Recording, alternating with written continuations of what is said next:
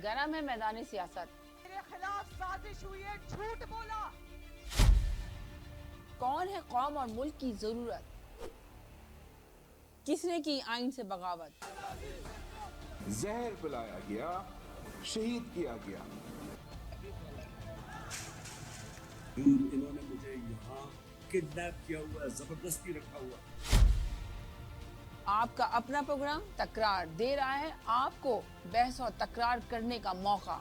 गरीब आदमी सिर्फ यही काम कर रहा है, बच्चे पैदा कर रहा है, बाकी कुछ नहीं कर रहा। तो सिलेक्ट हुए उनको नहीं पता हम सिलेक्ट हो चुके हैं, वो तस्लीम नहीं कर रहे कि हम सिलेक्ट हो चुके हैं। तो आवाम को बेवकूफ तो नहीं बना सकते। वो कह रहे हैं कि वोट को इज्जत दो का बयानिया कहाँ चले जाएगा, दफना देंगे।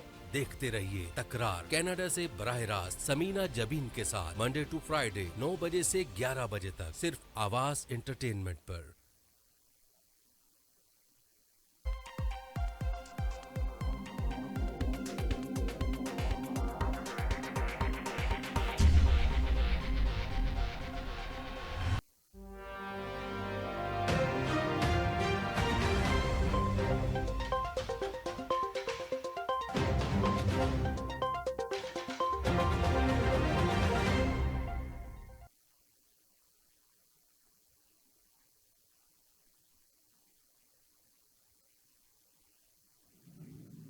अस्सलाम वालेकुम नाज़रीन, देखते हैं आपको सुनते कानों को समीना का सलाम। खुशियों के रंग समीना के संग। जैसा कि आपको पता है खूबसूरत प्रोग्राम हम आपके लिए लेकर आते हैं तकरार, और आप देखते हैं अपने चैनल आवाज़ इंटरटेनमेंट में। देखते हैं हमेशा की तरह कहते हैं मिलाइए अपनी आवाज़ हमारी आवाज़ के साथ। हम पहुंचाएंगे आपकी आवाज़ हज़ारों लोगों तक, और अल्हम्दुलिल्लाह आप लोग की आवाज़ें लाखों लोगों तक पहुंच भी रही हैं। बस इस प्रोग्राम में आने से पहले हमेशा की तरह कहते हैं कि लफ्ज़ों का चुनाव बहुत अच्छे से अदा कीजिए। ऐसे लफ्ज़ बोलिए जिससे किसी की दिल आज़ारी ना हो। इसका खास ख्याल रखिए, अपने टॉपिक पे रहिए, अपनी बात पे रहिए। तो आज हमारे स्टूडियो में मौजूद हैं याया भाई, जो बहुत बड़े तजिया निगार हैं, इनकी तारीफ के किसी के मोहताज नहीं है। और हमारे साथ डॉक्टर साहब मौजूद हैं, इनको वेलकम करते हैं अपने शो में। हेलो जी, अस्सलाम वालेकुम याया भाई, क्या हाल है आपके? जी शुक्रिया बहुत बहुत। और डॉक्टर साहब आपके क्या हाल चाल है? जी अल्लाह का बहुत शुक्रिया जी। आपके सलाम। सामने तो आप सोचेंगे दूसरे कॉलर को लेना, मुझे नहीं ऐसा लगता कि हमने कॉलर को भी अपने साथ शामिल करें या कॉलर भी आए। वैसे आप लोग कॉल कर सकते हैं, अगर आपका दिल चाहता है कोई सवाल पूछना है याया भाई से तो जरूर कॉल कर सकते हैं। मगर हम चाह रहे हैं कि सही फायदा उठा लें इनसे। आज हमारे साथ स्टूडियो में मौजूद है।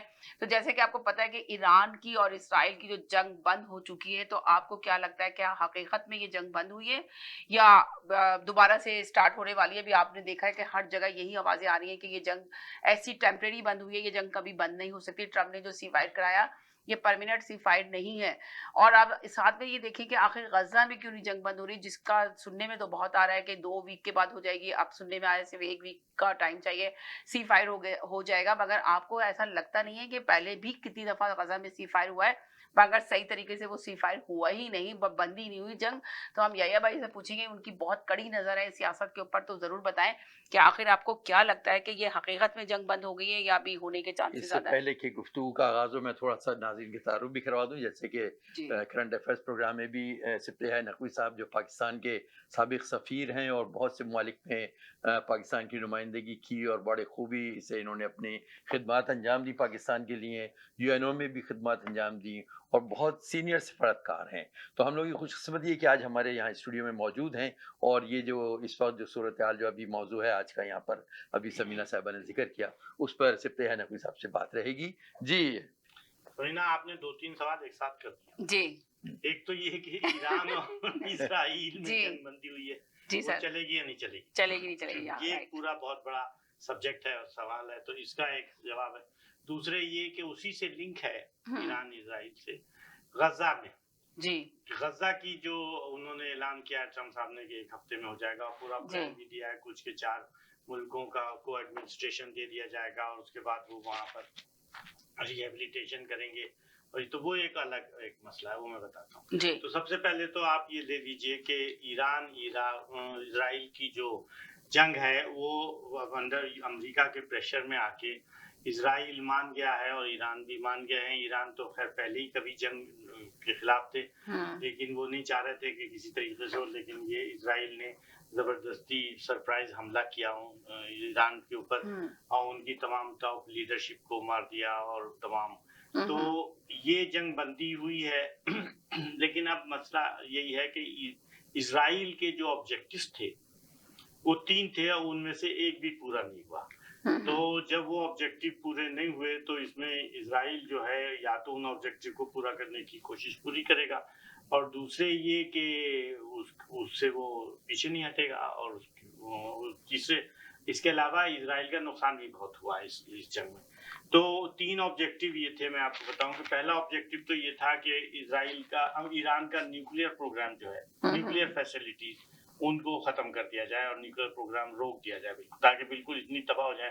न्यूक्लियर प्लांट्स और जितनी फैसिलिटीज हैं उन पे बमबारी की, और बाद में अमेरिका ने भी उन पे बमबारी की। 30 हजार किलोग्राम के बम मारे, जिनको डेजी कटर कहते हैं। और पूरा फोदू जो उनका प्लांट है वो पहाड़ों के नीचे उस पे मारे। लेकिन वो रिपोर्ट आज भी IAEA की रिपोर्ट है कि ईरान की जो नीचे फैसिलिटीज थी उन पे कोई नुकसान नहीं हुआ, जो एक्चुअल। मगर ट्रम्प तो इसका दावा कर रहा है कि उसने जो है ना हमला किया तो उसकी सारी एटमी प्रोग्राम जो थे उसको तबाह कर दिया, मगर ईरान इस चीज को मानने के लिए तैयार नहीं है। किसी सूरत में आपने देखा न सिर्फ होगा ईरान मानने के लिए तैयार है, बल्कि न्यूयॉर्क टाइम्स ने भी यही लिखा है कि उनकी उसको नुकसान नहीं पहुंचा है, वो सेफ है। ये न्यूयॉर्क टाइम्स ने भी ये लिखा है। उन्होंने तो जो अपने अटैक किया, वो जाहिर है कि अटैक करके उन्होंने कहा कि बहुत कामयाब अटैक था और हमने उसको खत्म किया है, और काफी नुकसान, ये तो नहीं कहा कि हमने खत्म कर दिया, उन्होंने कहा काफी नुकसान पहुंचा दिया है। ट्रम्प साहब ने ये कहा था। लेकिन अब जो IAEA की जो लेटेस्ट रिपोर्ट आई है, देखिए उसमें बात ये है सारी कि वहां पर जब अगर न्यूक्लियर फैसिलिटी में एनरिच यूरेनियम था, 60% एनरिच तो था, जो IAEA ने कहा है, वो यूरेनियम अगर तबाह होता तो वो यूरेनियम के जो बहुत असरात उसके बहुत जाते, तो उससे रेडिएशन निकलती। तो उन्होंने सब चेक किया है कि कोई रेडिएशन वगैरह कहीं नहीं आई, 0 रेडिएशन था। इसका मतलब ये कि उनके जो एनरिच यूरेनियम थी और जो कुछ भी था वो सेफ है। कहाँ है ये खुद उन्हें नहीं पता, यानी वहां नहीं है जहां बताया जा रहा है। सिर्फ ऊपर की बिल्डिंगें और थोड़ी बहुत और इक्विपमेंट नुकसान हुआ है। ये आज की रिपोर्ट में बता रहा हूँ। जो रिपोर्टें हैं वो तो 2 हफ्ते पहले उन्होंने कहा था, या 1 हफ्ते पहले के हो गए हैं, उनका तो दावा यही था। और ये भी रिपोर्ट है कि वो वहां सब उन्होंने सैटेलाइट पिक्चर्स देख लिए कि वो उनके तमाम इक्विपमेंट और रिकंस्ट्रक्शन शुरू हो गई है, और इक्विपमेंट है, और चंद महीनों में ईरान फिर अपने सारे फैसिलिटीज। तो ये मकसद तो इजराइल का पूरा नहीं हुआ। दूसरे उनका ख्याल था कि ईरान की तमाम डिफेंस कैपेबिलिटी, यानी जो एयरफोर्स है, आर्मी, जो भी और उनकी तमाम डिफेंस लीडरशिप, उसको बिल्कुल खत्म, तबाह बर्बाद कर दिया जाए, ताकि वो हम आगे को फिर उठ ही ना सके। जैसे उन्होंने इराक में किया, उन्होंने लीबिया में किया, और जगह हिजबुल्लाह में किया, सीरिया में किया, सारी डिफेंस कैपेबिलिटी। उसके लिए उन्होंने सरप्राइज अटैक किया और ईरान की टॉप लीडरशिप को खत्म कर दिया। लेकिन उसमें से जिसको वो कह रहे थे खत्म हुआ, तो कल एक साहब ने बयान दे दिया मीडिया में आके, तो वो कैसे कह रहे थे कि खत्म हो गया, कुछ मरे कुछ नहीं मरे, ये भी पता नहीं चला कौन मारे। लेकिन उनमें से जो इनको कह रहे थे मरे, वो उनमें से जी। तो इनकी रिपोर्टों में कोई सदाकत जो है इतनी आपकी, और ये जंग में होता है कि रिपोर्टें जो दोनों तरफ के लोग की गलत सलत बयान करते हैं, तो इस पे तो आप मत जाइए। असल ये है जो टेस्टेड रिपोर्ट्स होती है उनको देखें। यानी कि आप ये कह रहे हैं कि ये तो आपस की जंग है कि तबाह कर दिया, ये कर दिया, वो कर दिया, सब फेक न्यूज है ये। इसमें कोई हकीकत में नहीं है। हकीकत नुकसान हुआ है मगर तबाह नहीं हुआ। उनका एटमी प्रोग्राम वहीं पे कायम है कि वो कह रहे हैं कि हम दोबारा से स्टार्ट करेंगे। थोड़ा डिले किया उन्होंने, डिले हो गया, वो भी कह रहे हैं चंद महीने के लिए, डिले किया, बाद में वो स्टार्ट करेंगे। तो मकसद तो पूरा नहीं हुआ। दूसरे ये कि उनकी सारी लीडरशिप पार्टी, वो मरे हैं, उनके लोग सब, बहुत जनरल वर्नल सब मरे हैं। लेकिन उनकी जो डिफेंस, मगर वो मेंशन नहीं कर रहे मीडिया के अंदर के मरे इनके जनरल वगैरह। नहीं, उन्होंने तो कल लिखा है सारे टीवी पे कि जो इतनी कफन, जी वो जो है उनका ही बताया, और जो नहीं जो बच गया वो भी इनका ही बताया, और वो जो बचे वो भी उनका ही बताया। लेकिन वो कह रहे थे इतने मरे, उन्होंने तो बताया, रिपोर्ट ज्यादा बताया। लेकिन ये कि वो जितने मरे हैं उन्होंने कफन वफन आई, और जो नहीं है वो टीवी पे आ गए। तो सामने जी, तो 1 हफ्ते 10 दिन के बाद की बात। जी। तो लेटेस्ट रिपोर्ट ये है। अच्छा, इसके बाद वो तो उनका डिफेंस कोई कैपेबिलिटीज खत्म नहीं हुई, बल्कि ईरान ने वापस इतनी प्लानिंग और इतनी स्ट्रेटजी, जिसे कहते हैं हिकमत अमली से, और इतने तहम्मुल से और इतने तरीके से अटैक किए इसराइल पे कि इसराइल सोच भी नहीं सकता था कि राइट। इतनी इसराइल को पता भी नहीं था कि ये अच्छा। ईरान इतना छोटा वो सोच कंट्री नहीं रहा था, वो कि समझ रहा था कि जी इसको तो हम कमजोर कर मुल्क दिया हमने समझना अपना था काम कि वो इनको। कह रहा था खत्म एक कर देगा, मगर वो बात। नाकाम रहा जी वो नहीं हुआ। तीसरे वो ये कहते हैं कि ये आयतुल्लाह को खत्म कर देंगे जी और उसके बाद वहाँ जो हुकूमत है वो बदल जाएगी और मुल्लाओं से जान छूटेगी और जी। एक नया रिजीम नई चेंज जो हुकूमत है वो कि अमेरिका की शाह के फेवरेबल होगी और उनके साथ उनकी इसराइल की भी ताबे होगी हम्म तो वो आ जाएगी। हम्म तो वो तो खैर सवाल ही नहीं पैदा होता, वहाँ कुछ नहीं हुआ। तो ये 3 बातें उनकी इसराइल की पूरी नहीं हुई और उसके बाद जो इसराइल का नुकसान हुआ है ये जी। भी उसमें भी रिपोर्टें नहीं, क्योंकि इसराइल ने सारे न्यूज चैनल बल्कि इंडिविजुअल जो लोग थे उनको अपने वीडियो कैमरे से भी तस्वीरें लेने से मना कर दिया था। जी और जो रिपोर्टें अब आ रही हैं उसमें यह है कि इसराइल की आवाम इतनी स्केयर थी कि वो 8, 9, 10 दिन बंकरों में घुसी रही और ओके सायरन बजते रहे और हाइफा में तो ऑयल रिफाइनरी थी, ऑयल डिपो थे, उसको भी और टारगेट रिपोर्ट किया थी, उस पे तो डेफिनेटली टारगेट हुआ है वो सब बाग और देखिए एनर्जी। इसके अलावा टेल अवीव में उनका डिफेंस हेडक्वार्टर था वो वो खत्म तबाह हुआ। किया। हॉस्पिटल में भी गिरा लेकिन उस पे गिरा बम, तो और कई बिल्डिंगों पे गिरे जो इम्पोर्टेंट है। बल्कि एक ये रिपोर्ट लेटेस्ट आई है कि उनकी जो साइंटिफिक एकेडमी थी जिसमें जी। सब साइंटिस्ट वगैरह थे उस पे भी बम गिर गया और ओके। वो उनके बहुत ज्यादा साइंटिस्ट वगैरह मारे गए हैं सबके सब। और एक पोर्ट है उस पे मरा और फिर जेरूशलम पे भी काफी। तो इसराइल का अच्छा खासा नुकसान हुआ, इतना नहीं जितना ईरान का बहुत हुआ है। लेकिन मेरा अच्छा, यानी कि आप कहना जानी- चाह रहे हैं कि ईरान को ज्यादा नुकसान ईरान पहुंचा को इस जानी- जंग से और इसराइल को इतना नहीं पहुंचा। जानी जबकि नुकसान सुनने में तो ये आ रहा था कि इसराइल के बहुत सारे लोग जो हैं वो इसराइल छोड़ के जा रहे हैं। जी, इसराइल को जी। ये पता चल गया था कि मेरी जो है जिस तरह मैंने इसराइल को आबाद किया और अब ये तो मेरे हाथों से निकलता चला जा रहा है, लोग छोड़ के जा रहे हैं, तो जिसकी वजह से उसने ये सी फायर करने के लिए एग्री किया। ये इसमें कितनी जी, सच्चाई ये है? इसकी ये भी बिल्कुल सही बात है। ये जी रिक्वेस्ट गई थी इसराइल की तरफ से, जी क्योंकि इसराइल की जो ये एक तो उसकी जितनी भी आयरन डोम और वो सब थे राइट तो वो उसको सब इस टूट चुकी है, वो तरीके से रस्म। उन्होंने ईरानियों ने हमले किए हल्के Right. हल्के हल्के, ये नहीं कि एकदम से सब मारे। एकदम सब तो बड़ी उसकी targeted। वजह से इनकी जो बैटरीज थी वो खत्म हो गई इसराइलियों की। और 8-10 दिन तक आप समझे कि पूरी पॉपुलेशन बंकरों में बैठी हुई है क्योंकि और हर रोज रात को तो अटैक होते थे, दिन में भी हुए। अजीब अजीब अटैक और उनकी जो सब और किसी आदमी को बाहर निकलने से बंद कर दिया था उन्होंने। अच्छा, अब ये हालत है कि कई लाख इजरायली जो कि उनकी बिजनेसमैन है, टॉप बिजनेस है, सारी इलीट जिन्हें कहते हैं, साइंटिस्ट हैं, एकेडमिशियन हैं, जो प्रोफेशनल्स हैं, जो वो अब भाग रहे हैं। अब ये सब के सब अगर खाली हो जाएंगे तो इसराइल के पास क्या रह जाएगा? इसराइल के पास तो क्या ऐसे आम क्या कुछ नहीं रहेगा। तो जी ये एक इसराइल का, तो इस लिहाज से मैं कहता हूँ इसराइल का जो कॉस्ट है, जी कॉस्ट जंग की, वो इसराइल की ज्यादा है। एक तो उसके सारे हथियार बड़े expensive वो सारे बड़े तबाह expensive हुए। हथियार थे और इनके एक्सपेंसिव नहीं थे, इन्होंने हाँ, जो इन्हें बनाए कम थे, कीमत कम के थे थे।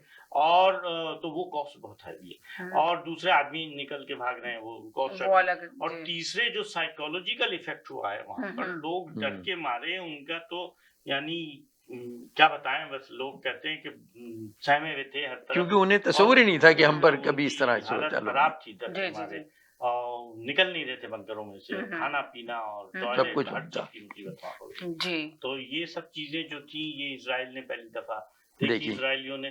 तो ये भी तो नितिन याहूद के बारे में जो कहा जा रहा है कि ट्रम्प ने बहुत ज्यादा सख्ती दिखाई, उनसे गुस्से का इजहार किया, तो ये इसके बाद जी, में ये उसकी फेक वजह है या ये- झूठ है जी, या सच है ये? नहीं, ये बात सही है क्योंकि नेतन्याहू जो थे मगर वो कहते हैं कि सबसे पक्के दोस्तों नितिन याहूद ट्रम्प एक दूसरे के बेस्ट दोस्त फ्रेंड है। तो हैं, एलाई कह सकते हैं, लेकिन नजरियात में बड़ा दोस्त नहीं फर्क कह सकते कि उनके एक तरीके के वो कहते हैं व्हाइट हाउस में सबसे ज्यादा बेस्ट फ्रेंड तो नितिन याहूद के हाँ, जो वो है हाँ, वो लेकिन ट्रम्प ही है और मसला ये ट्रम्प ये लेकिन मीडिया ट्रम्प को बात करते दिखाने के हैं लिए पीस की और वो बात करते वो हैं जंग कहते की। हैं कि ट्रम्प सिर्फ ये दिखाने के लिए उन्होंने ये बताया मीडिया को बताने के लिए कि मैंने जो ना गुस्सा दिखाया नितिन याहूद पे, जबकि कोई ऐसी बात नहीं की उन्होंने नितिन याहूद पे। नहीं, ऐसी बात नहीं कि है। इसराइल को खुद नजर आ रहा था कि अगर वो जंग जारी रखता तो उसके नुकसान उसको ज्यादा देखने पड़ते बानिस्बत ईरान के। जी वो तो था, लेकिन ये जो आप कह रही हैं कि जी। उसको दिखाया, इसमें एक हकीकत ये है कि नेतन्याहू उसने कहा था कि 6 घंटे में जंग बंद कर जंग दें बंद करे जी। और ये मिसाइल वगैरह ऐसे नहीं करेंगे। तो नेतन्याहू ने उसकी बात नहीं सुनी। 6 घंटे के बाद भी कई मिसाइल वो किए, कई फायर किए। मिसाइल भागे, जी, जिस पे उसने कहा कि मैं बहुत नाराज हूँ और इसमें मेरी नहीं।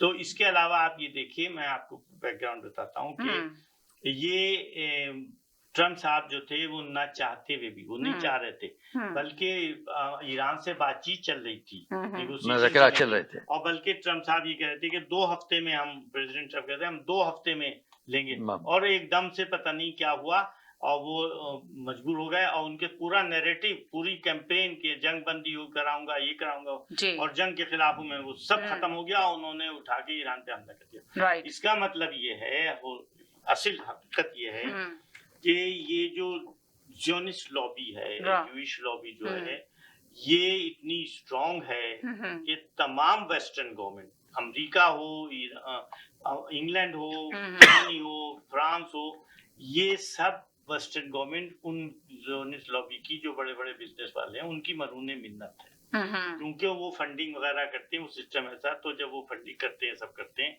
तो सारे पॉलिटिशियन उनके खिलाफ नहीं जा सकते जी। दूसरी चीज ये कि ये कहा जा रहा है, बिल्कुल अब तो रिपोर्टों में आ गया कि ट्रम्प की, बल्कि आज तो टीवी पे भी आया, वो उसमें क्लिप में मैंने देखा, ट्रम्प की कोई ऐसी वीकनेस इनके पास है, नेतन्याहू के पास, या वहाँ जो जूइश है, कि जिसकी वजह से वो प्रेसिडेंसी से डिस्क्वालीफाई हो सकता है। तो जब उन्होंने कहा कि हम ये तो दिखा देंगे, तो तुम्हारी तो हुकूमत, तो उस वीकनेस के प्रेशर में आके वो मजबूरन उसने हमला किया।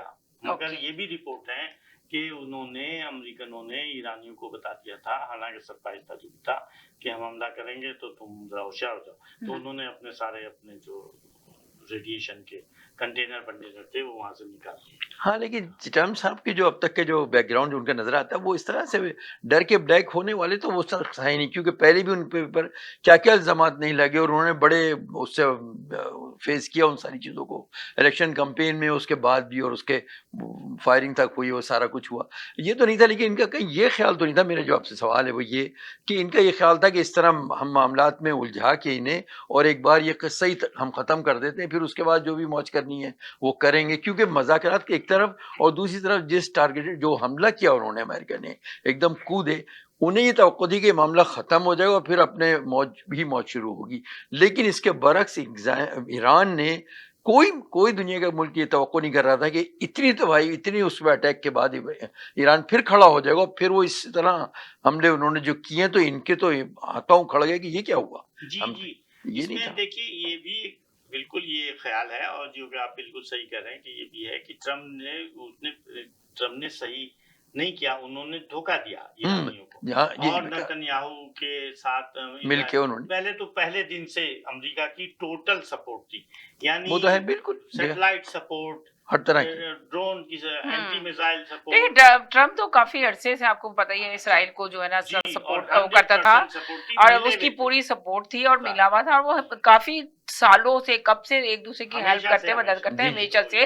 जो जंग इतनी ज्यादा जारी थी, तब भी ट्रम्प ने को कहा गया था, जब ट्रम्प आए थे, जब उनकी प्राइम मिनिस्टर बने थे अमेरिका के, तो ट्रम्प ने सबसे पहले आके ये कहा था कि मैं दुनिया में अमन चाहता हूँ, अमन चाहता हूँ, और सब जगह से जंग बंद कराऊंगा। मगर वो नाकाम रहे गजा में जंग बंद कराने में। इत्तेफाक से फिर इसराइल और ईरान की जंग छिड़ गई, जिस पे देखिए जान छिड़ गई, जंग छिड़ गई एकदम अचानक। जी, दिनों से ये कोशिश थी, मुस्तकिल ये कोशिश थी कि अमेरिका को ईरान से भिड़ा दे, इन्वॉल्व करना। वो उसमें कामयाब हो, जो थे वो ट्रम्प रुके हुए थे, क्योंकि ट्रम्प एंटी वार। अच्छा, ट्रम्प की एक बहुत बड़ी अब कमजोरी ये हो गई है कि उन्हें ये बहुत, उनकी ख्वाहिश है, बहुत दिल की तमन्ना कहते हैं कि है कि उन्हें नोबेल पीस प्राइज मिले, अमेरिका और नोबेल क्योंकि प्राइज। बाबा को मिला था तो मुझे भी मिले अवार्ड, मुझे जी, भी मिले। जी, जी। तो इसलिए वो हर दफा ये चाहते हैं कि मैं पीस कराऊं, मैं फलाना, जी। और यही उनका नैरेटिव भी पीस का था।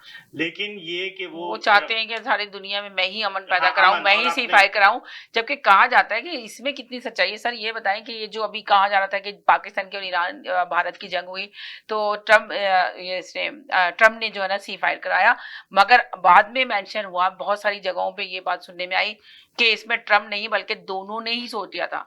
मोदी तो इस चीज को मानने के लिए तैयार नहीं, पाकिस्तान ने तो एक्सेप्ट किया कि ये ट्रम्प ने सीफायर कराया, मगर मोदी किसी सूरत मानने के लिए तैयार नहीं है, ना उनकी आवाम मानने के लिए तैयार है कि ये ट्रम्प ने सीफायर कराया। इसमें जी। क्या कहेंगे आप? जी देखिए, नहीं ये बात तो सही है कि ये कि एकदम दोनों का पहले- क्रेडिट ट्रम्प ही लेके जा रहे हैं ना अपने, क्रेडिट कि एकदम अमेरिका से का, पॉलिसी- इसराइल ईरान का भी और भारत और पाकिस्तान का भी। ट्रम्प की ने एकदम से पलटा खाया, जी और 7 तारीख को, मई की 7 तारीख को जब जी जी अटैक जी हुआ, अटैक हुआ जी, तो 4 उस दिन की वक्त जंग ट्रम्प थी साहब जी। का बयान था कि ये दोनों लड़ते रहते हैं, ये आपस में तय कर लेंगे, हमारा जी, कोई जी, ताल्लुक नहीं है। कोई 1000 ताल्लुक साल से नहीं है, लड़ रहे जी। हैं, 1500 साल से लड़ रहे हैं। पहले इनका यही आया था अच्छा, जी। जहां 10 तारीख को इन्होंने देखा कि चाइना आ गया और चाइना के हथियार हैं और चाइना की सपोर्ट है, और वहां रफील भी पिट गए हैं और 6 जहाज जी गिर जी गए हैं 6 इंडिया जहाज के, गिर गए और जी। ये सब गिर गए हैं। तो ट्रम्प साहब ने सोचा कि एकदम से पलटा खाया, उन्होंने जी। कहा कि मैं बीच में कूद पड़े, और ये हकीकत है, वो कूद पड़े। जी जी और उन्होंने दोनों तरफ बात की, लेकिन वो मोदी साहब तो वो अपनी- एक्सेप्ट नहीं कर रहे हैं, लेकिन जी। हकीकत अपनी जगह अपनी है। जेब मिटाने के लिए एक्सेप्ट ओके। कर रहे हैं, उनकी तो अब जेब है। और दूसरे ये हो कि बहुत उन्हें मगरूर थे, एरोगेंस हो रहे थे कि हम क्या पाकिस्तान है, इसको तो हम पाकिस्तान खत्म तो कर आप देंगे। समझ लें एक तरह से ऐसे समझ लें एक कि छोटा चीज़ सा की वो चीज़ है नहीं जी, है, चींटी की पाकिस्तान तरह क्या मसल देंगे, देखता मगर और हमारे अल्लाह पास ताला ने पीछे- पाकिस्तान को तो कामयाबी हमारे अता की। पीछे चीन आ गया, तो अब चीन, जब हम ट्रम्प ने ये देखा, अमेरिकनों ने देखा कि ये तो चीन सारा क्रेडिट लिए चला जाएगा, राइट तो सारा क्रेडिट तो चीन को चला जाएगा, जी। तो वो कूदे कि हम ये भाई से रोक ये दो। क्रेडिट हाँ, चीन को रोक लेगा तो हम लेंगे चीन क्यों ले, हम ले। जी। तो ट्रम्प साहब ने प्रेशर डाला और हम मोदी प्रेशर में आए, लेकिन मोदी साहब इस बात को मान नहीं रहे हैं कि हम करें, क्योंकि वो ये समझते हैं कि हम इंडिपेंडेंट फॉरेन पॉलिसी, हम किसी के दबाव में नहीं आते, ये दुनिया में जाहिर करना हाँ, वो ही चाहते जाहिर करते हैं हमेशा हैं। ही। अच्छा, हमने उसको वेलकम किया और हमने कहा कि हाँ, हम मान गए, जो और हकीकत हमारी खुशी है, और ट्रम्प साहब का शुक्रिया भी अदा किया, सब किया।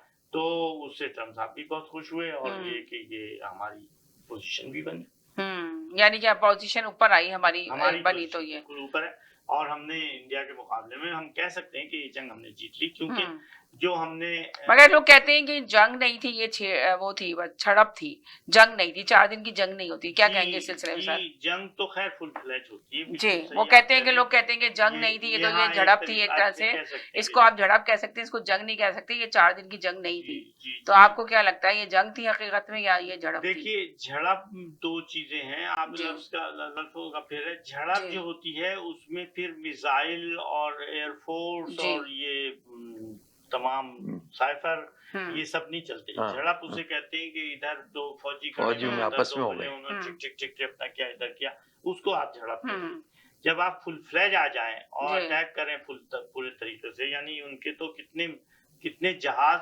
कई जी, 4 नहीं, वो तो गिरे, 6 तो गिरे, छह लेकिन अंदर आए, इधर भी आए, मतलब आए और उधर भी गिरे, अटैक किया। लेकिन जो वो आ रहे थे अटैक करने के लिए, जी, तो जो। मेरे ख्याल से काफी ज्यादा थे, 20 मैं वही कह रहा हूँ कि ये जहाज थे, इस वो मेरे मतलब नहीं जी। आए, लेकिन जहाज गिरे, मिसाइल चले, और फिर तो मैं तीसरे ये दिन कहता हूँ। हमने पूरे उनका पूरा वो सिस्टम जो ब्लॉक। जीपीएस सिस्टम वो था, वो खत्म सीज कर दिया। और उसके अलावा उसपे बमबारी की, वो गिर गया। फिर आदमपुर पे गिरा, एयरफोर्स आदमपुर पे हमने दिया, और दूसरे अमृतसर पे बमबारी की, और दूसरे इलाकों पे, और तो उसकी वो तो पूरा फिर। तो मैं ये कहता हूँ कि ये तो एक इन वे जंग ही है, इसलिए कि जंग ही हो अब गई। तो जंग का यही तरीका होगा कि अब डायमेंशन की बात होती है कि हाँ। अगर कितनी बड़ी नुकसान और कितने अटैक हुए हो, जी जी जी, तो इसको हम 4 जंगी- दिन की मतलब शॉर्ट यानी कि आप ये कहेंगे कि ये जंगी अब थी, जंगे ये अब झड़प जो नहीं अब थी, जो जंग 4 टेक्नोलॉजी दिन जो की है, चेंज हुई जी। है, जो Short war हाँ, थी ये। हाँ, ये जो short लेकिन war। जो टेक्नोलॉजी अब चेंज हो चुकी है, तो अब वो जमाना गया कि सिपाही आपस में आमने सामने लड़ाई हो रही है। अब तो इसी तरह जो है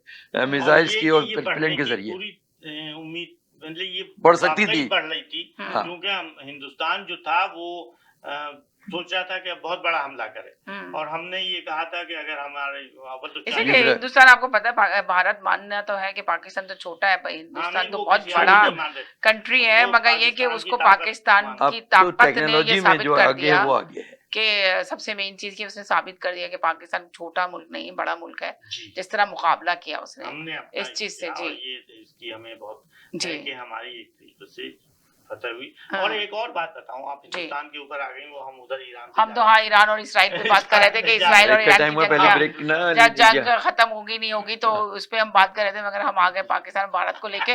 वो आपके साथ गुफ्तगू करने में मजा आ रहा था, तो हमने सोचा कि कुछ ना कुछ इसके चलिए। पर भी एक तड़का डाल दें, इसलिए कि लोगों का ये क्वेश्चन बहुत ज्यादा आ रहा था शो के अंदर कि जी ये जंग नहीं थी बल्कि एक झड़प थी, नहीं, झड़प मगर था। लोगों ने कहा जंग थी और साबित बॉर्डर पे किया जो कि बमबारी- आप सोचें कामयाबी को उसको साबित करें। तो मेरे कुछ लेडीज कॉलर भी थे तो उन्होंने कहा था कि नहीं ये जंग नहीं, ये तो एक झड़प थी और इसको आप क्या ये जंग का नाम दे रहे हैं, बस ये अल्फाज के कामयाबी हाँ अलबत्ता पाकिस्तान को अल्फाज नसीब के हुई और साथ। पाकिस्तान ने एक नाम बनाया, ये बहुत बड़ी चीज ये है। हमारी और आइंदा जी। जंगें ऐसी ही होंगी मिशन क्योंकि हमारी- जी अब टेक्नोलॉजी आप की सब कह रहे हैं बुनियाद आइंदा पे, जंगें ऐसी होंगी, चार दुनिया पाई टेक्नोलॉजी उस देंगे। पर एक बात टेक्नोलॉजी मैं पे। और चलते चलते आपके नाज़रीन से कहता हूँ कि इसमें जो हिंदुस्तान ने बनाया था कि वहाँ आए और उन्होंने मार दिया और इस तरह मारा और इस तरह मारा, और ये पाकिस्तान ने किया था सब क्या, जी किसी मुल्क ने पाकिस्तान पे इल्जाम नहीं लगाया कि ये टेररिस्ट अटैक पाकिस्तान जी। ने कराया था। ना वो सबूत दे देखिए, सके, ये इंडिया बहुत खुद बड़ी नहीं दे आपने सका। चीज निकाली। किया हाँ, ना उन्होंने बिल्कुल। इंक्वायरी की ना उन लोगों को पकड़ा।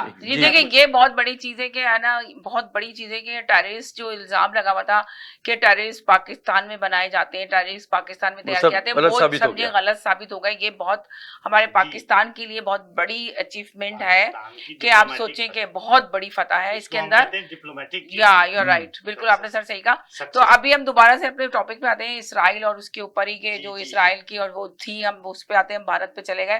तो आप बताइए ये जो इसराइल और ईरान की जंग बंद हुई है तो क्या हकीकत में ये लॉन्ग टाइम के लिए बंद हुई है या टेम्परेरी आप देख रहे हैं इसकी शक्ल, या कुछ आगे देख रहे हैं, कुछ प्लानिंग की जा रही है इस सिलसिले में? देखिए मेरा जो असेसमेंट या जो जनरल असेसमेंट है, जी। मैं अपना असेसमेंट बता, जनरल जो लोग सोच पाई जा रही है। मतलब जो जी। है असेसमेंट मीडिया में और जगह हुई कि इजराइल एक दफा फुल फोर्स से फिर ईरान पे अटैक करेगा।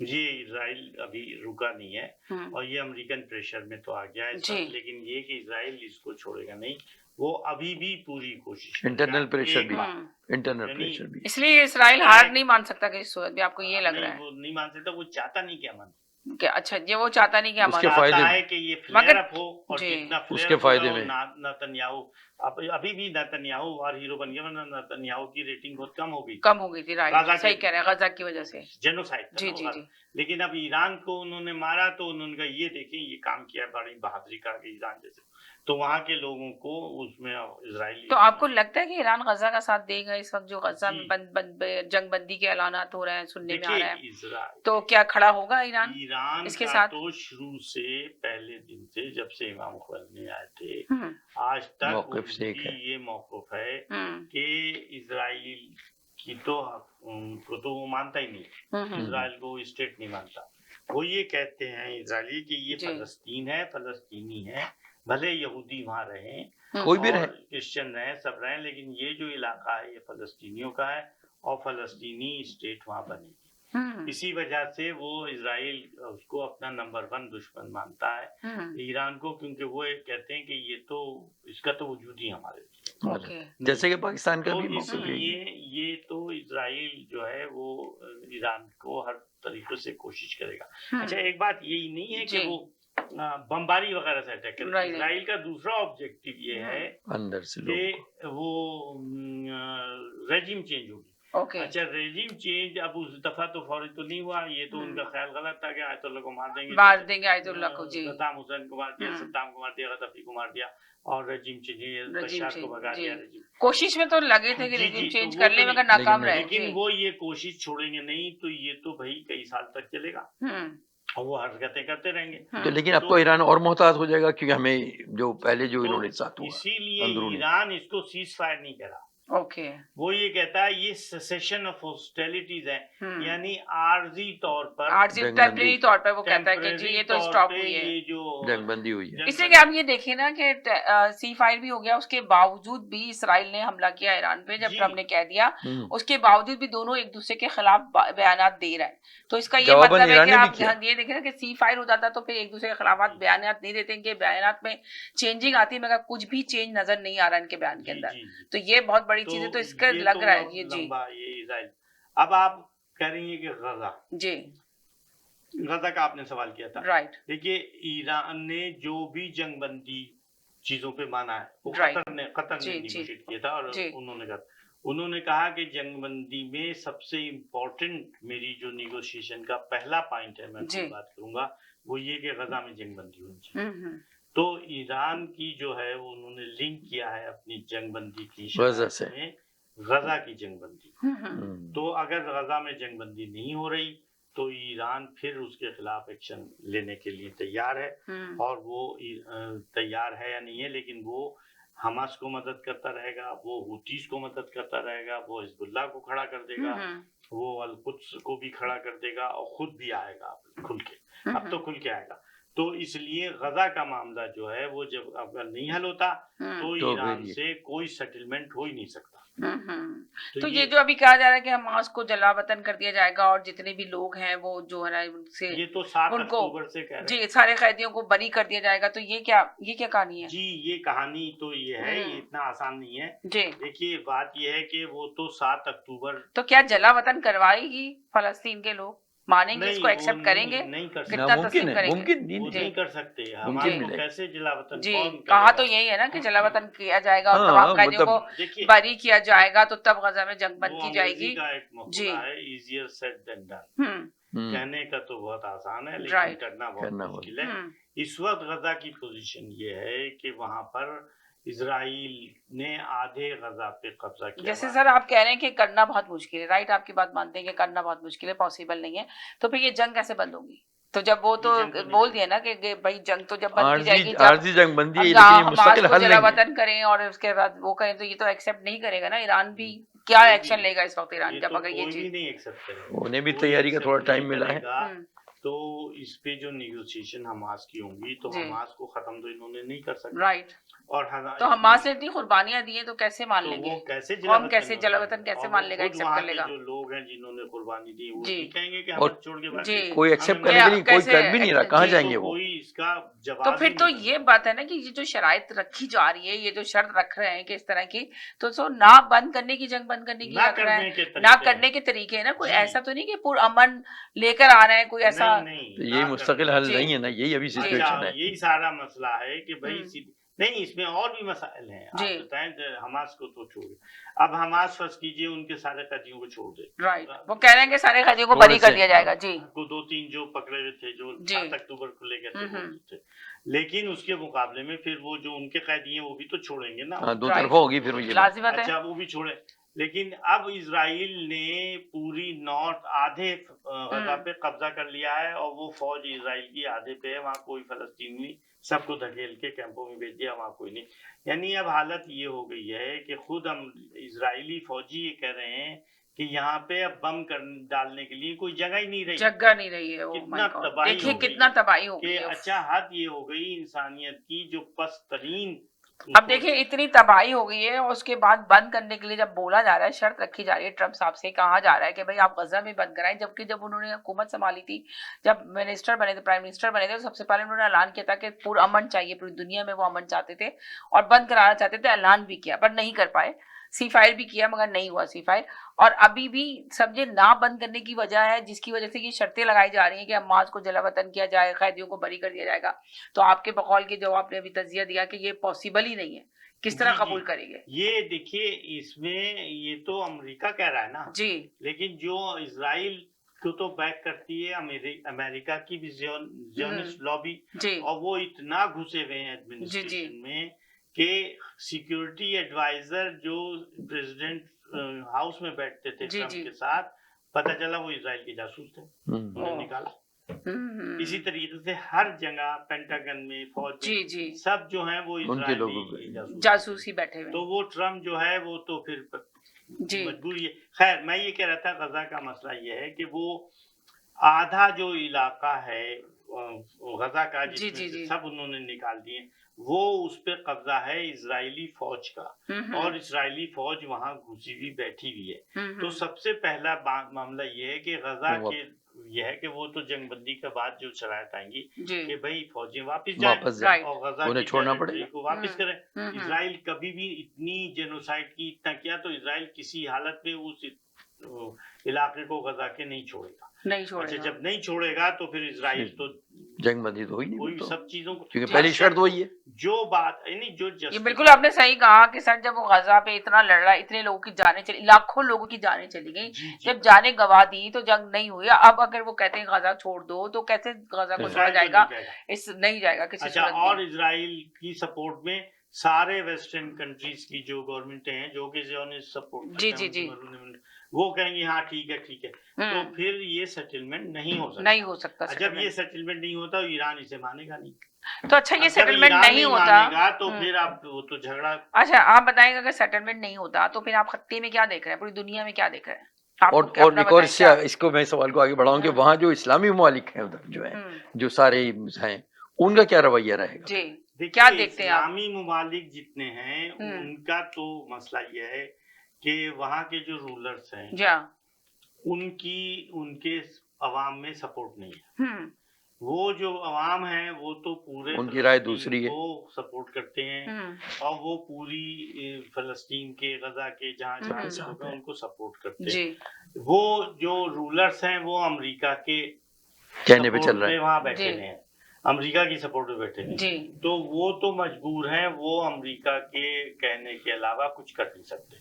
लिहाजा हमारी अब बल्कि यहाँ तक है, आप देखें कि वो ये जो ऐसी। जहाज उड़ रहे थे, रॉकेट उड़ रहे थे, ये जॉर्डन की एयर स्पेस से उड़ रहे थे जी जी जी जी जी ईरान ईरान के जी और सीरिया भी।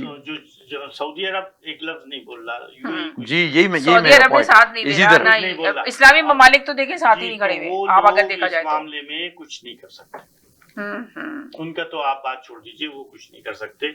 और उन्हें तो अब और खतरा पड़ गया है कि वो अमेरिका की गोद में और चले गए, क्योंकि उन्हें अभी ईरान से भी खतरा हो। ईरान अब और मजबूत हो गया। वो अब रीजनल पावर नहीं रहा, वो अब ग्लोबल इशू। हाँ, ये उसके बहुत बड़ी पीछे चाइना है, उसके पीछे बहुत ये बड़ी जो change आई है। बंदी उसने कराई है। तो पुतिन ने उससे बात की ट्रम्प से कि ये आप ईरान को अगर आपने ज्यादा किया तो हम जंग में। इसके पीछे है, इसके तो पीछे। इसलिए वो अब ईरान जो है वो एक ग्लोबल लेवल पे बात हो रही है, इस तरह नहीं है कि वो आप और इन सब के खत्म कोई तो बचे ही नहीं इसलिए है। गजा का जो मसला जो है वो बहुत लंबा चलेगा, 8-10 साल। यानी कि गजा में अभी भी कुछ अमन मतलब वो टेंशन अभी वहाँ रहेगी उस नजर खत्ते में। नहीं आ रहा है, ये वार इसी तरह स्टार्ट और रहेगी, आप ये कहना चाह रहे हैं? अब ये होगा तो ये जो अभी शोर मच रहा है 2 दिन में जंग बंद हो जाएगी, एक हफ्ते में बंद हो जाएगी, ये तो ये वो नहीं होने टेम्पररी- वाला। टेम्पररी आर्जी 2-4 दिन 5 दिन आर्जी फिर जैसी बात होगी वो तो कहेंगे हम नहीं जा रहे, बिल्कुल हमने तो कब्जा कर लिया। और उनका तो ख्याल ही ये है कि इन सबको मार के भगा और जो जमीन मिल जाए उस पर कब्जा करो। उन्होंने इसराइल ने जो पहले 67 में कब्जा किया था उसमें बड़ी मुश्किल से कुछ जी। दिया, बाकी में वो तो कुछ नहीं पूरा किया। तो वो तो अब मसला नहीं हो सकता। अब मसला यही है कि नीचे से कभी भी हो, जब भी 2 साल 4 साल 5 साल जी नेतन्याहू जो है वो उसका सर्वाइवल इसी में है कि, और इसराइल का सर्वाइवल भी इसी कि में है कशीदगी जारी रहे। कि वो जंग जारी रहे, मार जी किसी तरीके से, यानी कि कोशिश उनकी यही है कि जंग जारी रहे ताकि उनका नेतन्याहू का जो है नाम ऊपर रहे, वो ताकि नीचे नेतन्याहू प्राइम मिनिस्टर है। प्राइम जैसे ही मिनिस्टर वो है, उतरेगा जी। उसके तो खिलाफ इतनी इजरायली कोर्ट्स में जराइम की वो रिपोर्ट है कि वो उसको सजा हो जाएगी और वो जेल चला जाएगा। तो वो कहता है कि मैं कैसे जेल जाऊं, तो उसके जो साथ में जो बहुत ही हार्ड लाइन जो सख्त मौके वाले लोग हैं, फेवर में लोग हैं, वो उसको सपोर्ट करते हैं, तो उनके सपोर्ट पे वो चल रहा है और वरना ये को नहीं चलता। तो अब इजराइल से अपने लोग जो हैं, यानी ये मैं मेरे ख्याल की बात है, जी 4-5 साल 4 साल 3 साल बाद से कभी तो ये नेतन्याहू उतरेगा। तो जब ये चेंज होगी तो उस वक्त कोई नई गवर्नमेंट आए जो हार्ड लाइन गवर्नमेंट ना हो, तो फिर कोई तो वही बात मामला आगे की बढ़ दुरुस्तगी। सकती, वरना अभी तो कोई उम्मीद नहीं है। यानी कि अभी आपको कोई उम्मीद नजर नहीं आ रही ऐसी। तो या ये जंग बंद करने के चांसेस जो है ना हाँ जी। कहीं नहीं नजर आ रहा है। आपके कहने का नहीं, वो मतलब ये है temporary हो कि जाए। टेम्परेरी सिर्फ 3-4 दिन के लिए, वो जो इतनी लोग शहीद हो गए, इतनी लोग की हाँ, जानें ये चली तो गई 3-4 और इतना महीने, शोर कुछ मच रहा है, तो हफ्ते। फिर ये ट्रम्प क्या एक्शन लेंगे? ट्रम्प क्या सोच रहे हैं? ट्रम्प साहब कोशिश करते रहेंगे मगर उनकी सुनेगा कौन? नहीं, ट्रम्प तो एक तरह से आप कह रहे हैं कौन सुनेगा, ट्रम्प तो एक तरह से ट्रम्प की अपने आप पोजीशन बहुत ये है कि पावरफुल ट्रम्प है, के पास समझे, एक बड़ी ताकत है, एक बड़े मुल्क के प्राइम लेकिन मिनिस्टर कहाँ है, सुने समझे, उसकी दुनिया के पहले सबसे कहाँ बड़े सुनी मुल्क के। इसराइल उससे लेकिन नहीं उससे नेतन्याहू ने ज्यादा नहीं सुनी। इजराइल की ताकत है, अच्छा, ट्रम्प से ज्यादा इजराइल की ताकत। बिल्कुल हम्म। जो मगर मर्जी वो कर सपोर्ट रहा है। तो अमेरिका कर रहा है इसराइल को, अगर अभी हाथ उठा ले, अभी असला ना नहीं, दे, वो तो फिर आप हाथ देखें कहाँ खड़ा होगा अमेरिका में ट्रम्प नेतन्याहू। नहीं है, अमेरिका में ट्रम्प नहीं है, सपोर्ट जो हो रही है वो अमेरिकन Establishment। सिस्टम कर रहा है जी। American- Established। आप इसे कहते हैं डीप स्टेट। डीप जी। स्टेट वो होती है हम्म। कि जो पीछे से चीजों को कंट्रोल करते हैं। जैसे हमारे यहाँ फौज पीछे से कंट्रोल, हम्म। आगे प्राइम मिनिस्टर बैठा, पीछे से जनरल साहब, हम्म। ऐसे ही हर मुल्क में जो लोग Deep होते हैं state। तो वो मैं क्या कहते हैं कि ट्रम्प तो आया बगैर एस्टेब्लिशमेंट के, आया अपने ताकत से, हाँ, अवाम की anti- पावर से वो आया है, मजबूरी वो तो फिर ये पब्लिक सारी सपोर्ट कहानी की है, वजह से तो फिर- मजबूरी हो गई जी, थी। बिल्कुल आप मजबूर सही कह रहे हैं पब्लिक कि सपोर्ट वो थी। एंटी एस्टेब्लिशमेंट से आया जी। है, लेकिन जो हुकूमत कहते हैं अवाम ने उसको सिलेक्ट किया, अवाम के वोट से जीता है वो तो। लेकिन मामला चलाने के लिए तो देखिए, डीप स्टेट ही सारा करती है। निजाम हुकूमत पता है कैसे चलती है, मैं आपको सही बताता हूँ, अजल से अब तक ही बताता हूँ जी कि पहले जो आदमी आता है वो कैंपेन करता है, सब लड़ता है, जी, सब जी। करता है, बादशाह जी। ये जो है पब्लिसिटी। जब जैसे ही वो इख्तियार में आता है तो उसके चारों तरफ कुछ लोग आ जाते हैं राइट। ऐसे कि जो उसको घेर लेते हैं और उनकी वो फिर अपनी मर्जी से चलाते हैं। उसे वो सब चीजें दिखाते हैं कि ये नहीं हो सकता, ये हो सकता है। तो वो अगर हुकूमत करने की कोशिश करे तो कोशिश कर सकता है कि एक दो दफा वो उन सब के कहने को ओवररूल करे, लेकिन हमेशा नहीं कर सकता। अब यहाँ अमेरिकन सिस्टम ये है कि अभी ट्रम्प को 6 महीने से ज्यादा हो गए हैं और 1.5 साल के बाद अब इलेक्शन सेनेट के और कांग्रेस के होने वाले हैं। तो उसमें ट्रम्प के अभी तो सपोर्टर ट्रम्प के सब बैठे हैं, अभी भी डेमोक्रेट और सब ये ट्रम्प को support? उनकी अपनी जो लोग हैं जिन्होंने जी। कहा मेक अमेरिका ग्रेट अगेन और ये सब के सब, वो ये कह रहे हैं कि ये आपने हमें धोखा दिया था, आपने सब किया था। तो अब अगले इलेक्शन में तो ट्रम्प के लोग जीतेंगे नहीं। अच्छा, आपको लग रहा है जी, 4 साल की तो हुकूमत करेगा ट्रम्प पूरी? नहीं, जब उनके आदमी नहीं, वो कांग्रेस में तो मेजोरिटी जो उसमें है, लेकिन मगर- पब्लिक लेकिन मगर अभी मुझे नहीं लगता कि इतने वो जल्दी अभी ये नहीं, सब उसने होगा, अपने अभी मौके भी- से चेंज कर लिया, वो इसीलिए वो अपने change मौके से अपना चेंज कर जी। लिया और वो कहना नहीं जी हम की बात आप कर रहे कैसे हैं। कह सकते हैं, लगता तो नहीं है कि ट्रम्प इतनी जल्दी वो मारेगा हाथ। एंटी ट्रम्प लोग आ जाए बहुत जी। से, और जो कि उनकी बात ना माने और उनको तो प्रेसिडेंट को कांग्रेस हाँ, वहां से सपोर्ट नहीं मिली ना, कट हो जाएगा वो। लेकिन इसी मुश्किल है तरह क्योंकि जो बाकी सिस्टम्स हैं वो उसको कट कर देते हैं। तो सारा मसला कॉन्स्टिट्यूशन का ये है कि कहाँ से सबको सपोर्ट मिल सकती है, कहाँ से नहीं, जब मिल ही नहीं सकती तो अपने करता इसीलिए है। इन्होंने मेरा ख्याल है लेकिन पलटी 4 खाई साल है। हुकूमत तो कर लेगा, लेकिन जी। वैसे भी 3 साल के बाद वहाँ फिर नया इलेक्शन का शुरू हो जाता है, प्राइमरी शुरू हो जाती है, तो 3 साल के बाद तो प्रेसिडेंट का सब हाँ, लेम डक नहीं तो लेकिन उन्होंने यही लेकिन देखते अगर हुए कांग्रेस अभी बदल जाए तो वो वैसे ही लेम डक हो जाएगा। यही सोच के उन्होंने तो पलटी खा ली ना। तो इसलिए देखिए वो जंगबंदी या जो है कह वो रहे ये हैं। सब कह सकता है, कोशिश करे, लेकिन वो देखिए अब ईरान से निगोशिएशन शुरू होंगी जी। तो ईरान से निगोशिएशन बिल्कुल कुछ नहीं हो सकती, क्योंकि उनका पहला कंडीशन ये है कि 0 इन्वेस्टमेंट हो ईरान में। उन्होंने कहा, कह दिया उन्होंने, हालत में जब उन्होंने कहा हम तो करेंगे जी। इस पे वो आपका। नहीं मानेगा, नहीं मानेगा तो फिर क्या करेंगे, फिर झगड़ा शुरू। वो यार ट्रम्प तो बड़ी बड़ी बातें कर रहे थे तो ना ये कि झगड़े जो हैं ईरान के ये- प्राइम मिनिस्टर को हम जब लेकिन चाहे ना, मार ट्रम्प सकते हैं। बहुत वो बड़ी पुरानी बात बात हो गई, जी। वो अब उन्होंने पलटी मुद्दा खा ली ये है। है कि बहुत सी चीजें ट्रम्प को सरप्राइज में मिले या उसके कहने के जी। बाद। अब देखिए यूक्रेन में मैं आपको बताता जी। हूँ, यूक्रेन में उसने कहा जंगबंदी होगी, ये होगा सब कोशिश की, पुतिन से बात की, जी। पुतिन और यूक्रेन में जी, बड़ी जी। अच्छे नहीं हुआ, पता चला कि कोशिश हो रही थी, उधर से अटैक एकदम से रूसी स्ट्रेटेजिक जो सारी जब जी बेस था राइट। जिसमें वहाँ के उसको- सब एयरक्राफ्ट और एटम बम वहाँ पे एटम बम सारा उन्होंने जी। वहीं ड्रोन से हमले करा दिए और वो स्ट्रेटेजिक उनके प्लेन व्लेन सब तो पुतिन ने कहा ये क्या पीछे से, तो वहाँ जंग बढ़ गई। तो ये पीछे से कराते हैं, बैक जो- पे कुछ और ही होता ये है, जो फ्रंट होते पे हैं, आने के बाद ये कुछ जो का। होते हैं, ये प्रेसिडेंट के पीछे से भी निकालते हाँ हाँ हाथ अच्छा, पीछे। फिर इजराइल जो है वो तो जिसे कहते हैं फॉल फ्लैग ऑपरेशन। राइट जी। फॉल फ्लैग ऑपरेशन ये होता है कि किया और दूसरे पे इल्जाम लगाते खुद। इल्जाम लगा दिया। एक दफा ये हो चुका है कि इजराइलियों ने अमेरिकन जहाज पे अटैक कर दिया और जहाज पे पता नहीं बम मारे। जी जी जी। जब उन्होंने कहा ये क्या, ये तो हमारा जहाज था, इस पे क्यों मारा, ओ गलती हो गई, वो तो हमें पता नहीं था, हमने गलती से।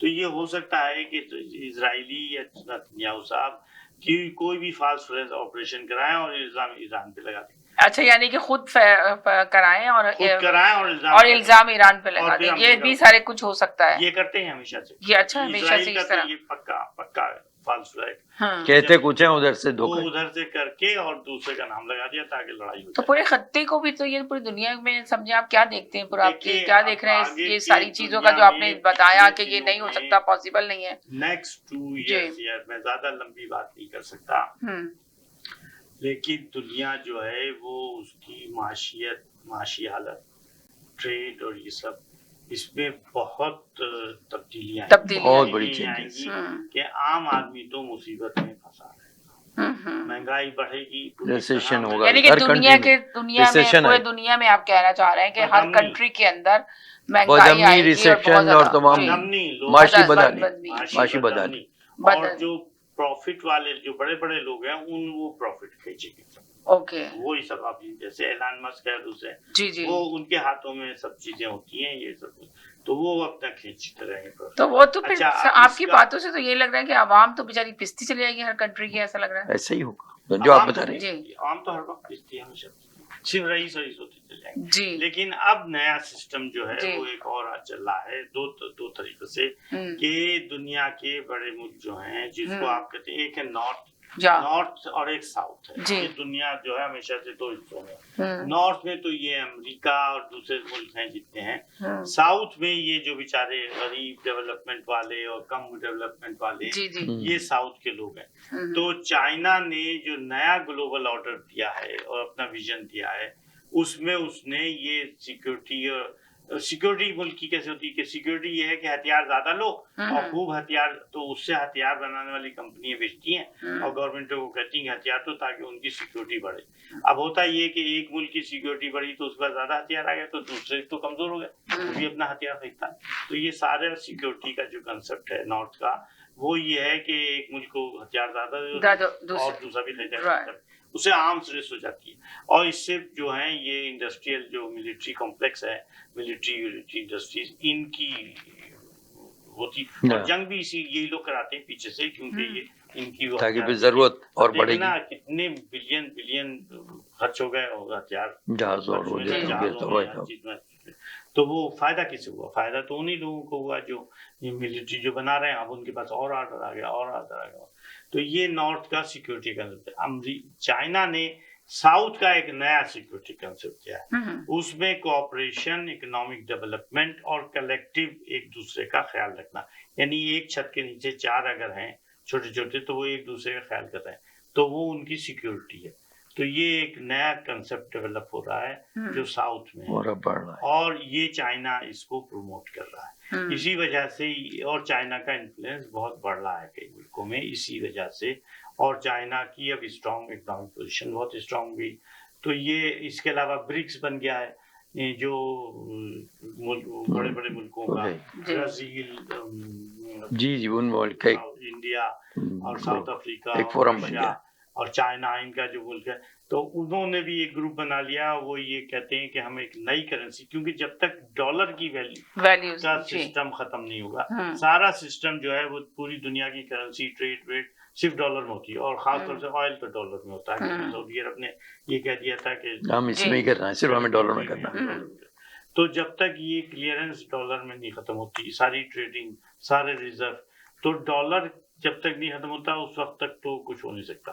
तो ये ब्रिक्स के मुल्क चाहते हैं कि अपनी करेंसी बनाएं, अपनी क्लियरिंग, लेकिन इसमें कौन जीता? यूरो भी तो बनी थी यूरोपियन कंट्रीज की, जो वो भी कहाँ, यूरो करेंसी थी, अच्छी करेंसी है, स्ट्रॉन्ग, लेकिन इंग्लैंड तब भी नहीं शामिल हुआ था लेकिन उसमें। इंग्लैंड तो अलग हो गया, लेकिन वो था ही नहीं शामिल उसे। हाँ, आपस में तो एक करेंसी होगी, लेकिन उसे भी क्लियरेंस जो है वो डॉलर में करती है। हाँ वही ना, पाउंड उसने अलग रखा है इंग्लैंड ने। तो ये कब होगा, कैसा होगा, ये तो पता नहीं है, ये तो टाइम लगेगा। लेकिन हम बदहमनी जो आगे मैं जी बदअमनी, बदहाली, आपकी बातों से तो यही लग रहा है कि बस टेम्परेरी 2-3 दिन की जंग का, 2-3 दिन ही, कुछ हफ्ते या महीने कह लें, लेकिन टेम्परेरी हल नहीं है, बस मुस्तकिल का हल नहीं है, मुस्तकिल, इसलिए कि वो मानने के लिए तैयार ही नहीं होंगे ना कि गजा में उसको जला वतनी कर दिया जाए, गजा जिसमें उसने हमास ने इतनी कुर्बानियां दी, कौम ने इतनी कुर्बानियां दी। तो ये ट्रम्प सिर्फ अपना समझ लें नाम अपना ऊपर रखना चाह रहे हैं, और इसके अंदर भी उन्होंने कोशिश में उनका- लगे हैं कि करें, मगर ऐसा लग रहा है आपकी बातों से कि होगा नहीं है, कभी पॉसिबल नहीं है, मुमकिन नहीं, मुमकिन नहीं होगा। क्योंकि जो टर्म्स एंड कंडीशन वो जी बता रहे हैं जी हो नहीं सकती, नाकाबिले अमल हो नहीं नजर आ सकता, रहा है। नाकाबिले अमल है। हम्म, मानने के लिए खुद तैयार नहीं होगी ना वो, कौम ही मानने नहीं, के लिए हाँ, तैयार नहीं दोनों होगी, वो नहीं 100% मानेंगे, ये ना वो चीज़ है, मानेंगे जी, फिर ना वो मानेंगे ना ये, तो इसलिए कुछ हो नहीं सकता, पॉसिबल ही देखिए नहीं है। अमेरिका, ईरान मान जी। गया कि हम न्यूक्लियर बम नहीं बनाएंगे, राइट। उनका फतवा भी लग गया हम्म। और वो ये कह रहे हैं ये बिल्कुल नाजायज है, हाँ लेकिन उन्होंने कहा बस हम अपनी इलेक्ट्रिसिटी या दूसरी अपनी जरूरत के लिए राइट हम तो हमें चाहिए। उन्होंने नहीं, ये भी राइट नहीं, तुम कर ही नहीं सकते, अब और ये तुम तो फिर- बना लोगे। हम्म, वो कह रहा है कहाँ बना लेंगे, उन्होंने अपने इंस्पेक्टर्स कहा कि इंस्पेक्टर चले जाएं, हमारे सारे फैसिलिटीज देख लें। इंस्पेक्टरों ने सर्टिफिकेट दे दिया कि नहीं ऐसी कोई खतरे की बात नहीं बल्कि है। अभी इनकी जो इंटेलिजेंस चीफ थी जी। अमेरिका की, बट उसने बाकायदा सेनेट में बनाया कि हमारी जितनी इंटेलिजेंस एजेंसी 4, 5, 8, 10 जी जी जी जी सब उन नहीं सबकी बताया, रिपोर्ट ये है कि ईरान बिल्कुल न्यूक्लियर उस पर नहीं है पहुंच रहा है। बम बनाने के लिए उसकी कोई डायरेक्शन ही नहीं है। वो ट्रम्प ने कह दिया ऐसे कुछ नहीं पता, यानी अपनी रिपोर्टों को भी उन्होंने मतलब लड़ना है, लड़ना मारना है जी, है, मारना तो है, फिर लड़ना उनके है। हथियार बिके तो अंदर फिर जाहिर है फिर दूसरा भी जब तो जब हथियार सर पे बिके आएगी तो वो भी उसके लिए लड़ेंगे। पैसा चाहिए, पैसे जी। के लिए ये टैक्स चाहिए और टैक्स करके लोगों को चूसो। ये कहा यही तो जा रहा था कि ट्रम्प ने जो जंग बंद कराई ईरान और इसराइल की, तो उसके पास इतना पैसा नहीं था इसको कंटिन्यू रखने का। उछल के बोला तो था उसने कि जी मैं जो ना अगर बंद नहीं की गई तो मैं साथ दूंगा और मैं करूंगा, साथ सपोर्ट करूंगा इसको इसराइल को, मगर बाद में उसने सोचा कि उसके पास तो पैसा ही नहीं है, वो किस तरह रखता, बात कंटिन्यू पैसे कैसे की नहीं, रखता। इन लोगों ने ये तो इनके पास मेरी नहीं तो था। राय ये मेरी क्या नहीं, कहेंगे? पैसे का तो मसला नहीं है, क्योंकि अभी देखिए आज ही जी। अमेरिका ने पता नहीं कितने बिलियन 52 या कितने बिलियन हथियार खरीदने के लिए सैंक्शन किए हैं ओके। उसकी कांग्रेस ने इसराइल को देने के लिए। अच्छा। ऐसा तो उन्होंने वो बात नहीं, बात ये है कि इनको ये ऐसा तवक्को निकाल नहीं थी कि दिया। ये लोग फिर सर उठा लेंगे, पैसा लेकिन वो निकाल फिर दिया, खड़े हो वो गए पैसा कहाँ से आ रहा है? वो पैसा तो टैक्स वालों का। टैक्स वालों से, इसीलिए पब्लिक वहाँ की सड़कों पर निकल आई थी कि नो वॉर। अब देखिए पूरी दुनिया में जी ये जो कह रहे हैं अली मुंतज़िर कि अब बहुत ज्यादा डिमॉन्स्ट्रेशन हो रहे हैं हाँ, अगेंस्ट जंग वॉर, के खिलाफ, जी। Against war. फ्रांस में, अमेरिका में, जर्मनी में, सब पूरे country। यूरोप में, तो ये तो सब यानी कि जंग के खिलाफ ज्यादा से ज्यादा लोगों ने आवाज जी, उठाई है। हाँ। इसीलिए कि जंग से लोगों की बदहाली हो और रही है। इसराइल में भी लोग जो है ना डर के और खौफ से वो भी कह रहे हैं कि भाई ये क्या किस मुश्किल देखिए में पड़ जंग कोई मुल्क के मसले का हल हल नहीं नहीं। होता, कभी किसी भी कोई कंट्री के मसला जंग से जंग हल से नहीं कभी हुआ। हल नहीं होते। इसमें सारी जो गाते हैं, मैं भी अब हमेशा यही बात करती हूँ अपने तौर पे कि इसका नुकसान कौन लेता है, ये सिर्फ बेचारी आवाम आवाम। पे पड़ती है। अच्छा, जो और जंग बड़े के बड़े बाद- हुक्मरान होते हैं उनको कुछ नहीं होता, उनका कोई भी नुकसान नहीं होता, होता तो सिर्फ पूरी आवाम का। किसी भी कंट्री को उठा के देख लें, आवाम का ही नुकसान और होता है। जंग कुछ भी कितनी भी बड़ी हो, लेकिन उसके बाद फिर टेबल पे बैठ के जी मसाइल मसाइल कहा जाए, पे बातचीत मुज़ाकरात वहीं की तय होती बातचीत है के फिर। बगैर जो नहीं होता। जी मसला है वो वही हल उसका होता है। करना पड़ता जी। है। अगर उस हल करने की नियति नहीं है, नियत ही नहीं है। देखे ना, मुज़ाकरात करने के लिए तो तैयार ही नहीं है ना, ईरान जी। भी नहीं तैयार है, ना इसराइल तैयार नहीं, है। ईरान नियत तो- ही खराब हो तो फिर क्या मसले का। राइट। इसराइल की अब बोला तो जा रहा था, ऐलान तो सब जगह हो रहा है कि जी मुज़ाकरात पे चले जाए, मुज़ाकरात पे चले जाए। अगर तैयार दोनों पार्टियां होती, अच्छा, दोनों इससे ममालिक आप- होते तो तब बात होती। आप जी। देखिए कि इसमें अब वो आपने इंडिया की बात की थी जी कि इंडिया ने अपने आप को अमेरिका से लाइक कर लिया जी और बड़ा स्ट्रेटेजिक पार्टनर बन गया, हम्म। और पता नहीं कि कहाँ उसकी हम्म। ट्रेड और ये सब मोदी साहब ने बड़े गले मिल के जी जी जी मिले। जी और वांस को बुलाया आपने यहाँ, जो उनका वाइस प्रेसिडेंट है, राइट। और वहाँ उसका वहीं उन्होंने वो झगड़ा वो हो गया हम्म। पुलवामा। तो लेकिन अमेरिका ने इंडिया का साथ नहीं दिया इस मामले में। हम्म। तो मुल्क जो हैं वो ऐसे नहीं होते कि आप समझिए कि हमारे साथ आ जाएंगे। वो अपना इंटरेस्ट देखा, उसने कहा इस वक्त इंटरेस्ट पाकिस्तान के साथ है, उधर झुकाव हो गया उनका। पाकिस्तान से है तो झुकाव हो गया, इंडिया के साथ नहीं हुआ। तो देखिए सियासत में तो यही होता है ना, पॉलिटिशियन में तो यही सेम, पॉलिटिक्स यही देखती है, अपना पॉलिटिक्स में तो यही अपना फायदा देखती है, अपना इंटरेस्ट देखती है, किधर फायदा है हमेशा रुख मोड़ लेकिन लेती है। इसीलिए ये नहीं होती है। पाकिस्तान के लिए बड़ी दुश्वार सूरत हाल ये है कि इस वक्त चाइना की तरफ देखें या अमेरिका की तरफ देखें, क्योंकि दोनों तरफ जो है ना उसे पिस रहे हैं तो सब। चाइना ने समझ लीजिए कि टोटल सपोर्ट है पाकिस्तान की। अगर जरा सी भी सपोर्ट ना हो तो पाकिस्तान तो नहीं खड़ा ही नहीं हो सकता। था चाइना। और हम एक और मसला है इंडिया ये कह रहा है कि उन्होंने एक अपना डॉक्ट्रिन निकाल दिया जिसे कहते हैं न्यू नॉर्म। न्यू नॉर्म ये है कि कहीं भी टेररिस्ट अगर उनके मुल्क में कोई हो गई, अब ये कोई पता है पाकिस्तान ने की कि उनके यहाँ आज तक भी हाँ। तो हम पाकिस्तान को मारेंगे। ये क्या बात हुई कि भाई टेररिस्ट ना तुम इंक्वायरी कराओ ना कुछ कराओ, विदिन आवर किसी न्यूट्रल उन लोगों से घंटे 2 घंटे में ऐलान कर दो कि ये तो हाँ, पाकिस्तान ने किया। जैसे पहलगाम में हुआ आपने के सामने की बात है, वो पाकिस्तान तो मुसलसल का बयान नहीं चला ना, वो तो मुसलसल कह रहे हैं कि भाई सबूत दे दें, सबूत पेश कर दें, नहीं है ना सबूत कोई भी, उसके बाद नहीं किया सबूत। 3 घंटे में हो गया भाई, तुम्हें क्या पता है, तुम पता तो करो, तुमने एक को भी पकड़ा नहीं, कुछ नहीं, और वो ऐलान कर दिया और फिर एयर रॉकेट मार दिए और फिर जहाज आ गए मारेंगे इन्हें। तो ये जो डॉक्ट्रिन है ये बिल्कुल सही नहीं है। और ये इन्होंने सब जगह भेजे डेलीगेशन कितने बड़े बड़े, किसी कुछ और नहीं बढ़ा, कोई नहीं माना, इनको सपोर्ट नहीं किया। तो इस तरीके से अब इंडिया जो है वो सिर्फ इजराइल के साथ उसकी बनी हुई है। और हमारी रिपोर्ट ये है कि इजराइल के ड्रोन्स हमारे यहाँ आए थे, 80 के करीब इजराइल के बने हुए, हमने मार दिया चाइनीज इक्विपमेंट से, तो वो भी ड्रोन गए। लेकिन ये कि अब इंडिया का कोई साथ नहीं है। सर आपने ये बात बड़ी अच्छी कही कि सबसे मेन चीज है पाकिस्तान को पावर इसलिए मिली हुई कि चाइना, अब पाकिस्तान के साथ अमेरिका का भी समझ लें बहुत ज्यादा ख्याल रख रहा है, अमेरिका भी ताउन है हो रहा है अमेरिका से भी, मगर चाइना से भी बहुत ज्यादा उसको सपोर्ट थी, जिसकी वजह से वो आज अच्छे बड़े ममालिक के अंदर उसका नाम शुमार हो गया पाकिस्तान का हमारा, वरना पाकिस्तान तो आप सोचे बहुत डाउन जा रहा था। तो ये हमारे लोगों पे है, पाकिस्तानी हुकूमत पे, पाकिस्तानी लीडरों पे, पाकिस्तानी एस्टेब्लिशमेंट पे, पाकिस्तान का नाम और किस तरह चाइना और अमेरिका से किस तरह कैसे करें। लेकिन तो कैसे आपको क्या लगता है कि कैसे करेंगे, कैसे कर सकते हैं साथ, इसलिए कि दोनों अपोजिट पोल है। यहाँ तो कोई ऐसी जिसे कहते हैं स्टेट्समैन या तदब्बुर या वो या विजन या कुछ अभी हमें नजर नहीं आता है। एक इंस्टीट्यूट होना चाहिए जो हमारा विजन करते कोई बड़ी पॉलिसी मिलके बैठ के तैयार की जाए।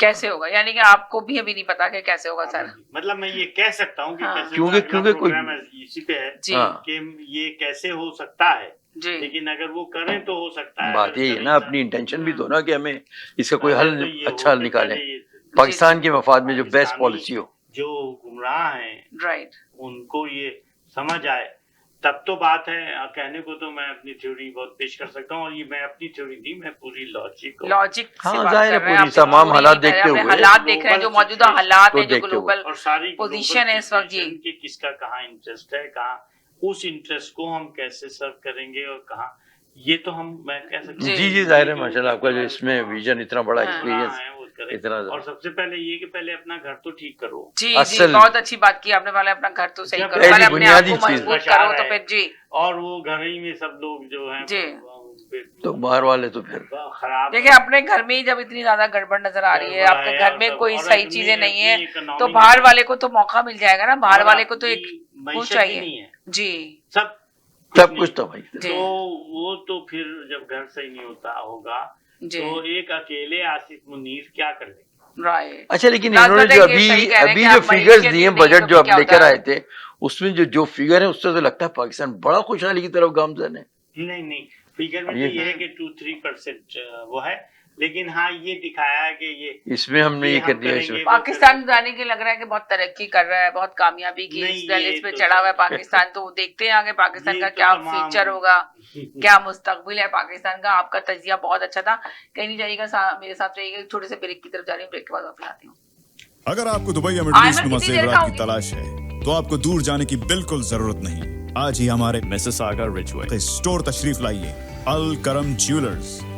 हमारे पास सोने के बेहतरीन कंगन, कड़े, झुमके, हार और सोने के सेट्स भी दस्तयाब हैं। शादी हो या मेहंदी या कोई भी फंक्शन, आपकी पसंद के तमाम जेवरात आपको हमारे स्टोर में मौजूद मिलेंगे। आज ही हमारे स्टोर पर तशरीफ लाइए, अल करम jewellers, 3465 platinum drive, unit 99, Mississauga, या फिर कॉल करें 905-828-0009। अल करम ज्वेलर्स, फरमाइश आपकी, गारंटी हमारी। HK Movers, home, offices, apartments and delivery, big or small, we move it all. HK Movers. Local and long distance, we also ship cars, Keller transport and moving services. For service with a smile, give us a call. Call Mr. Harminder 416-524-6704. 416-524-6704 पे. Visit 140 Advanced Boulevard, Unit number 10, Brampton. Long distance moving specialist. HK Movers. HK Movers.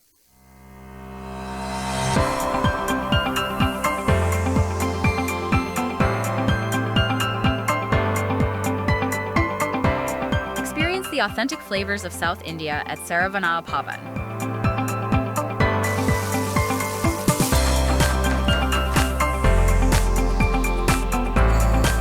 From our kitchen to your table, savor a taste of tradition.